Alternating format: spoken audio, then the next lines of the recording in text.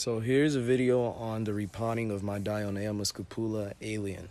Now this cultivar made it to the Guinness World Records, and it was coined by Jeremiah Harris by having a couple in his greenhouse, especially one that got to 2.4 inches. So in terminology of large traps, it's in inches.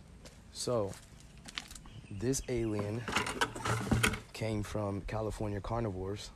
There's about a good, I'd say 6 to 7 plants in here. Let's see what we get out of it. And I'm going to experiment with pure sphagnum moss, which I broke up, the same medium, and some peat moss and sand. What you want to do, you want to gently, once again, with most of my plants, if not all, I try to put them in an upside down position so that the gravity does some of the work for you.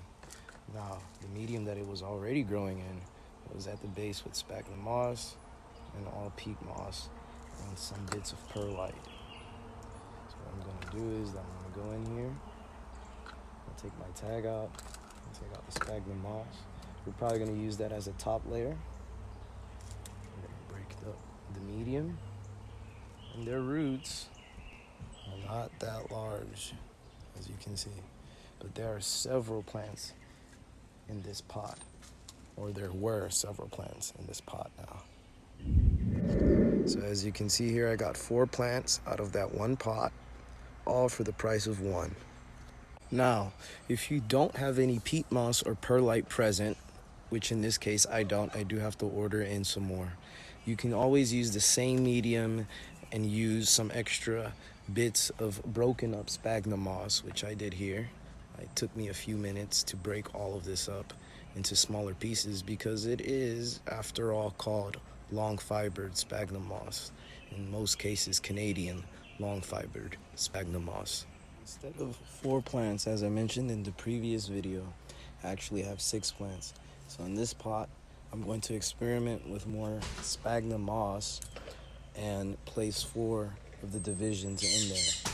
We're just going to place them in there by doing the same thing we do with the cuttings, by just pressing down and making a little hole. That's all you got to do.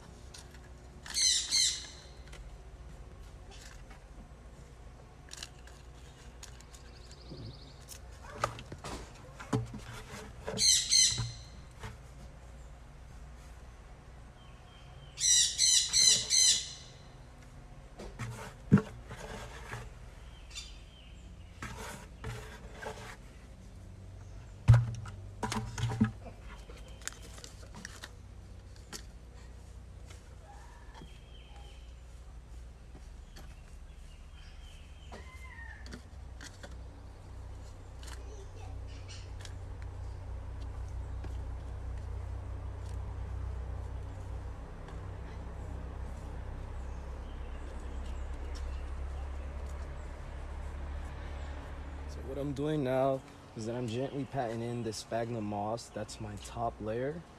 So the bottom layer is peat moss and perlite, and it's the same medium, as you can see here. I do want to encourage the same moss to grow, so I'm going to put it in some parts of this pot. You see that?